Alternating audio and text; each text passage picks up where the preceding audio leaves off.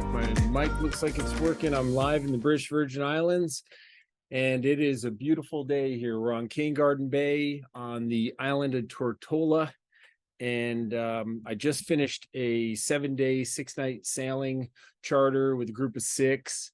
We went all around the islands, and it was fantastic. They loved it. We had a great time, and finished yesterday in Road Town, and they were flying home yesterday evening.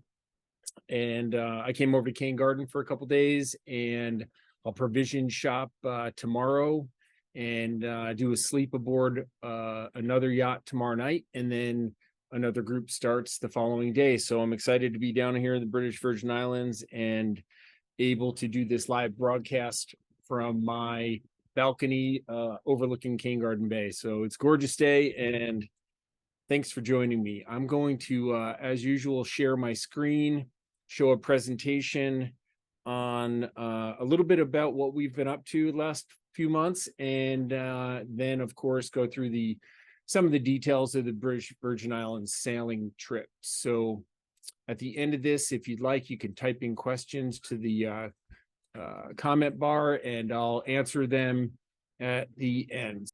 So yeah, we're looking at this is a beautiful shot where we were snorkeling the other day after we came off of Norman Island. So this is where I am right now. This is a drone shot that I took of Cane Garden Bay. I am over here by the red roofed area on the right hand side of the screen. Beautiful protected anchorage out behind me here. So I am right in this little villa right here, this little white one right in the center of the screen. And you can see the beautiful blue water, the sandy bottom, and the ships that are anchored out there or moored up on a mooring ball. And yeah, it's been busy. We've been, since December, I went over to Tanzania, Africa in December, and I was over there able to be there for Christmas. I got to spend some time at the hot projects there, but also climb this mountain called Mount Meru. It's the second highest mountain in Tanzania, Africa. And it's a really fun 4-day climb. I was able to do that with a couple of my guides, Hebron and Bima. And we went up and we summited on Christmas Eve, came back down on Christmas Day, and I had Christmas in Arusha. And then our group was coming, and they landed on the 26th. So I didn't want to fly over on Christmas, so they landed right after the holiday, 26th or 7th, and we were on the mountain for the New Year's Eve. So we spent New Year's Eve at the Barranco camp on Kilimanjaro, and this was the first group in 70 plus Kilimanjaro climbs for me, and the first group that we could not go to the high camp. We could not go to the top of the mountain because of a windstorm event that lasted 3 days or so. So it was a good lesson, I think, that the mountain decides, and that we have to work with it and are always going to be safe when it comes down to proceeding to 19,000 feet in a windstorm. We weren't going to do that. No groups at all summited on the mountain for these few days, and everybody had a great time. We had a great trip throughout, and the following few weeks later, I went back over, and I had a second group over there in the beginning of January, and we had a little bit better weather as usual on Kilimanjaro, and we were able to go to the top of Uhuru Peak at 19,341 feet. So that was really fun. I always am super thankful for my guide team over there on Kilimanjaro. You can see we have a photo here. They all got new uniforms this year. They look great. They're well protected, and it's really always a lot of fun. I could do Kilimanjaro that many times, but I love doing it, and it's an incredible adventure for anybody who goes. So afterwards, most people go on a 4-day or more, usually a 4-day Serengeti Ngoro Conservation Area type safari, which is right there. It's kind of a must do if you've done the Kilimanjaro climb. Some people also went on to Zanzibar Island, which is just off of the coast of Dar es Salaam in Tanzania, beautiful white sand beaches, really beautiful way for people to spend, 3-4 days out there relaxing after a Kilimanjaro climb or maybe after their safari. In early February, I guess mid-February, we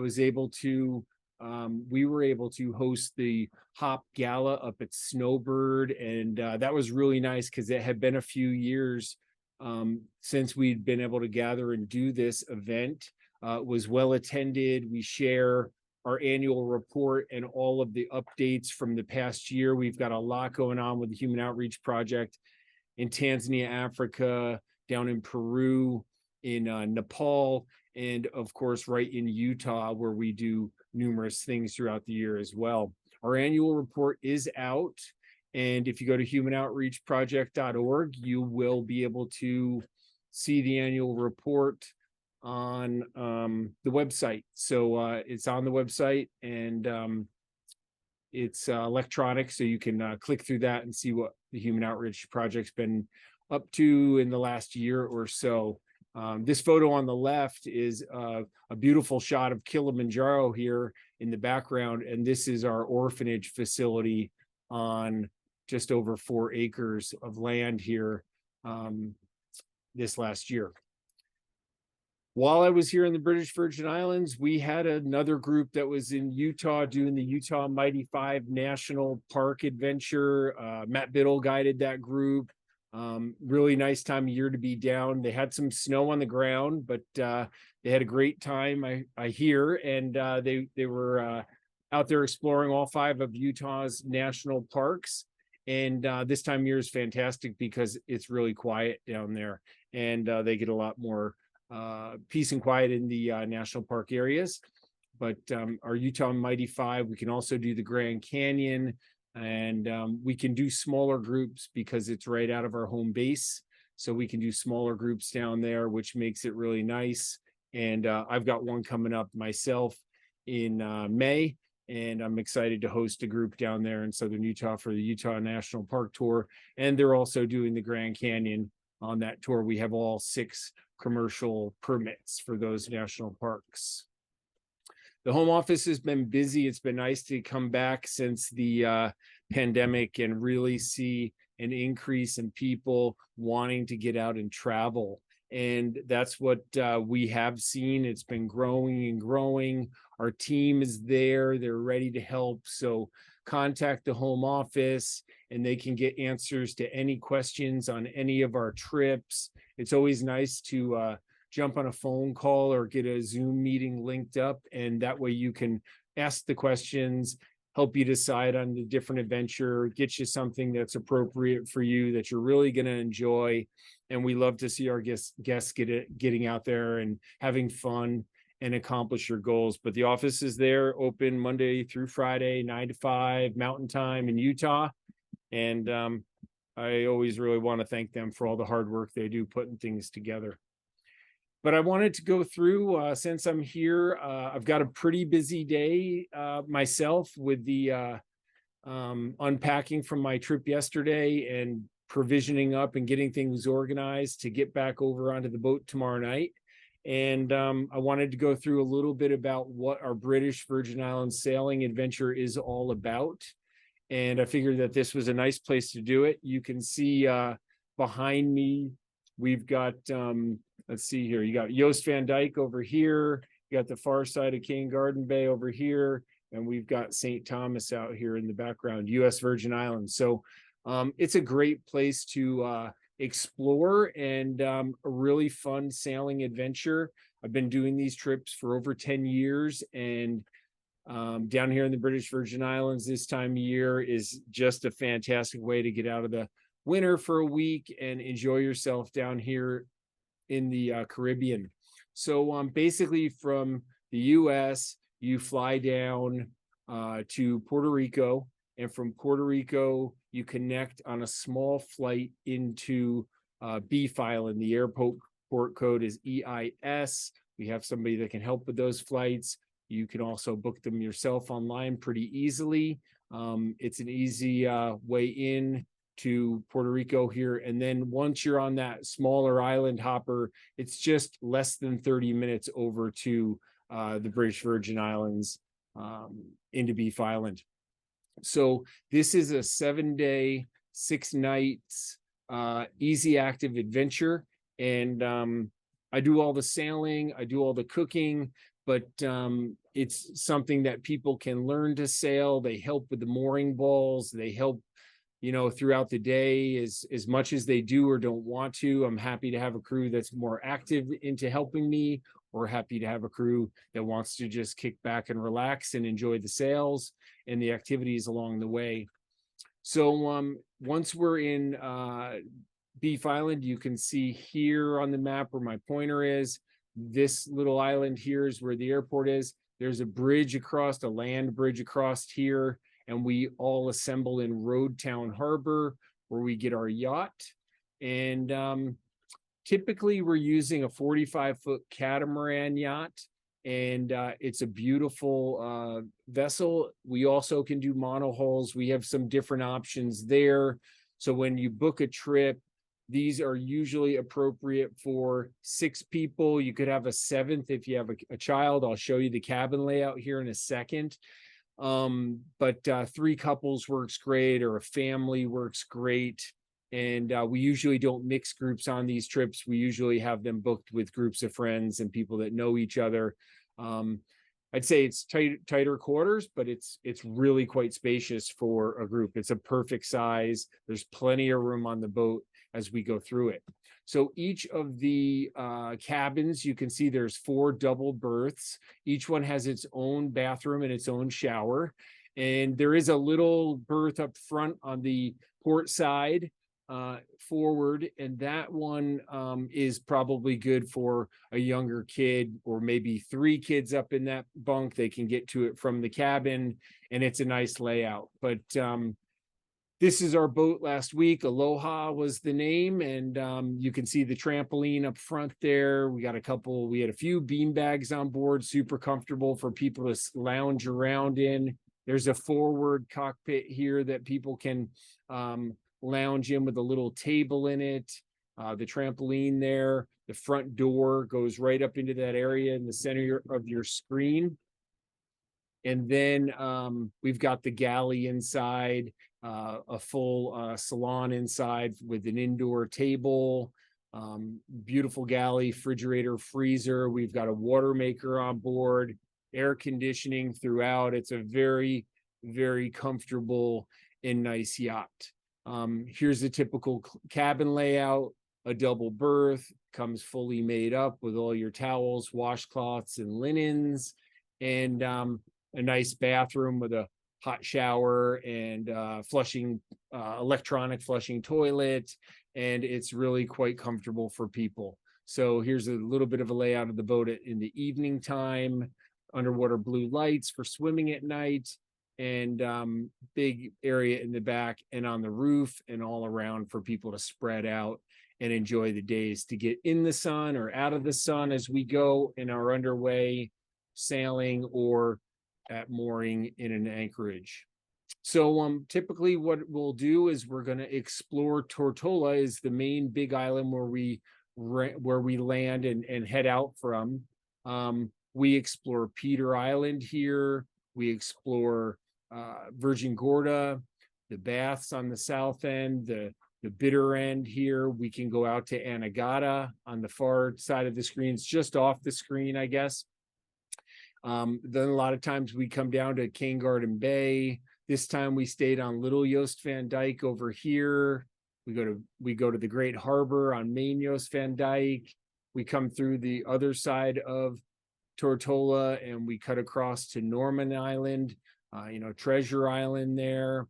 We visit the Indians and the baths for snorkeling. We come back up around to Peter Island. We finish at Cooper Island. We make our way to Monkey Point. It depends on the winds, the weather, and what the group wants to do throughout. The best time for me to lead these trips is usually in February and March. We can do them other times of the year, but I am the one that leads these trips. So these trips are best in my schedule in February and March. And you can see some of our crew here from a few days ago lounging in the bean bags on the bow of the boat. and the trampoline area, and just having a good time there in the BVI. So on board, as far as meals go, I do all the cooking on the boat as well. So I cook all the breakfasts, I cook all the lunches, serve all the lunches, and I do 3 dinners and 3 evenings. You go ashore, I make a reservation for you at one of the restaurants that I usually choose because I know the different areas, and you go and have a lovely dinner in there. And we alternate those. So first night I cook on the boat, second night you go ashore for dinner, third night I cook, fourth night you go ashore, and so on. One of our crew this week celebrated his 60th birthday a couple days ago. That was really fun. You can see us serving up some lunches and dinners on the boat. Really nice area to eat off the back there. Typically people like to eat back outside at the back table. It's really a beautiful layout right here on the water, and you can see why it's a combination of wanting to enjoy the boat in the evening at dinner time, and also maybe check out a few of the local restaurants. This is us in Great Harbor having breakfast before we set sail over and across to Norman Island just a few days ago. So we have a large variety on board. I've worked on this menu for a long time. Pretty much a big variety at breakfast. You can see here we're having blueberry pancakes with eggs and bacon. We have cereals and everything else, fruit every day. And then lunches is mixed every day as well. And then we have dinners at different restaurants. Like this is the crew going out to Foxy's on Jost Van Dyke a few days ago. And then I do dinners on board with a good variety as well. Each evening at the end of the day, before dinner time, before we're heading out to do anything, I will pull up the weather charts and see what the winds are going to do the following day and that evening, kind of looking at that regularly throughout, what the wave swells are doing and where they're coming from, just to make sure that we're in nice calm areas each evening, and also chart our course for the sailing day the following day. You can see we're looking at the map here. We're deciding where we're going to go, showing everybody so they know the plan, and then we set sail after breakfast in the morning. If the winds are down, it's not a problem for us to just keep the sails down and motor. We had to do that a couple days this week. There was a few days with winds that were like 5 miles an hour, so we just slowly cruised across to our next destination.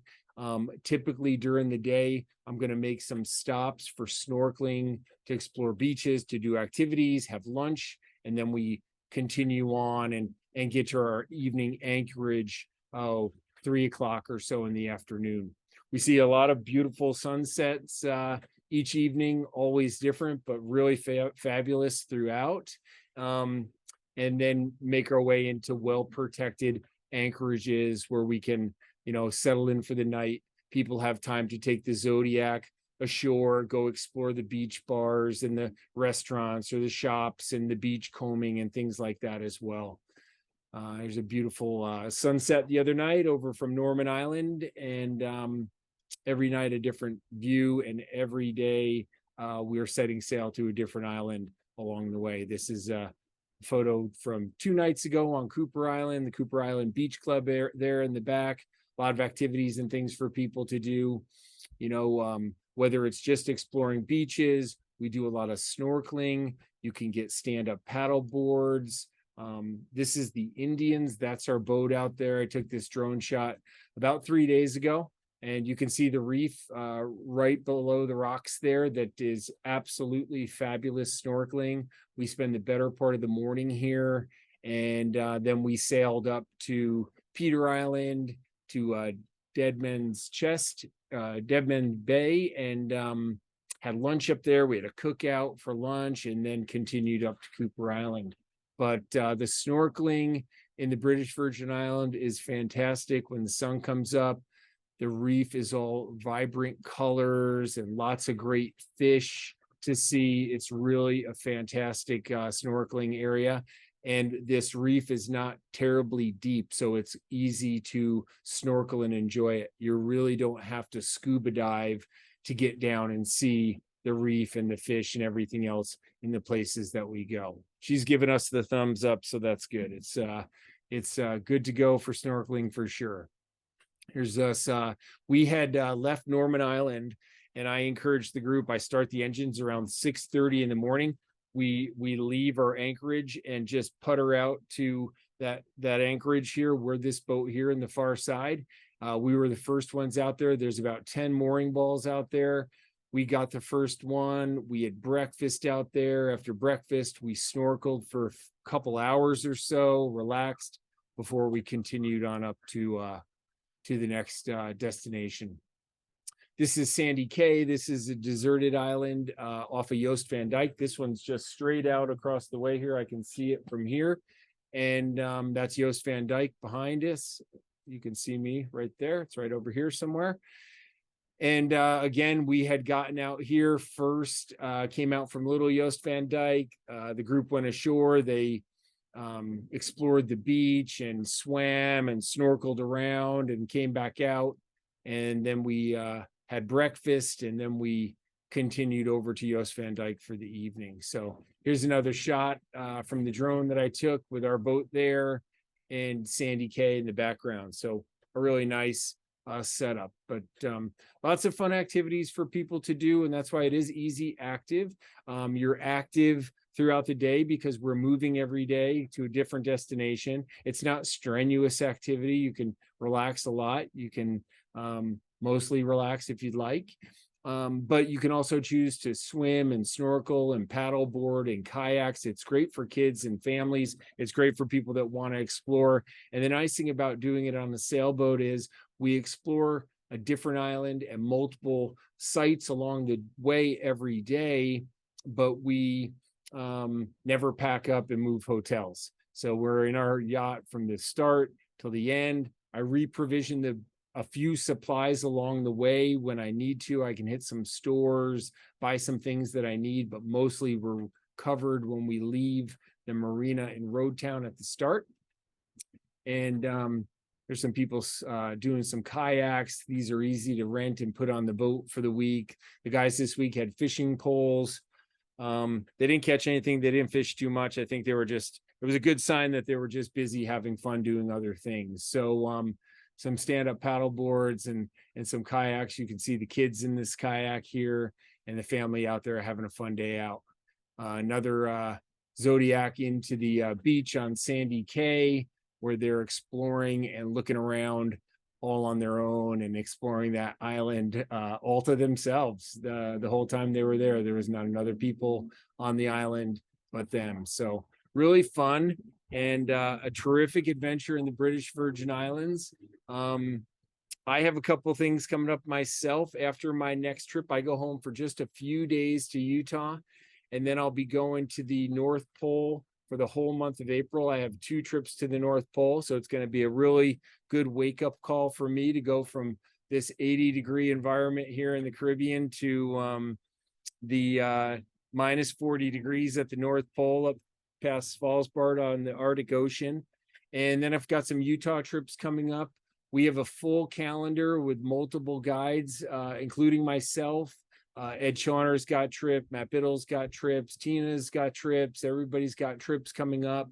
We're going to be going to Kilimanjaro again this summer multiple times. We've got trips to Iceland. We've got trips to southern Utah. We've got trips coming up over the summer to the Matterhorn, to the Mont Blanc, in the Alps in Europe. And then we've got trips in late summer and into the fall in the Dolomites. And then we go over to Nepal and Everest Base Camp, down to Patagonia in the fall as well. So we've got a full calendar. Contact the office if you have any questions, and happy to they're happy to consult you on any questions that you do have. Thanks to all our guests for showing up and continuing to travel with us. Gonna stop sharing my screen here, and I am happy to answer any questions if anybody has any questions. And oh, there's a question for me. Please takes a second. other destinations on the horizon. Yeah, JG, I am happy to do this trip. I've done St. Martin. I've done a number of other Caribbean islands, so that's not a problem at all. I have done chartered sailing trips in Croatia, Turkey, Greece as well. Myself, I've sailed across the North Atlantic from British Virgin Islands over to Spain. So done a lot of different things like that.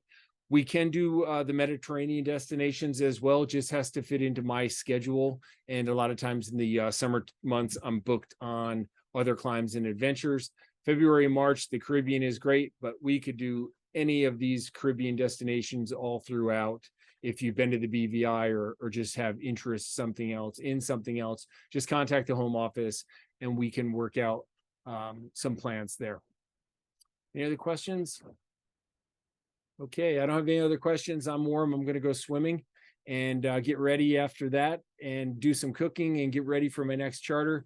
Thank you guys for joining me and hope to see you here on a sailing trip in the British Virgin Islands.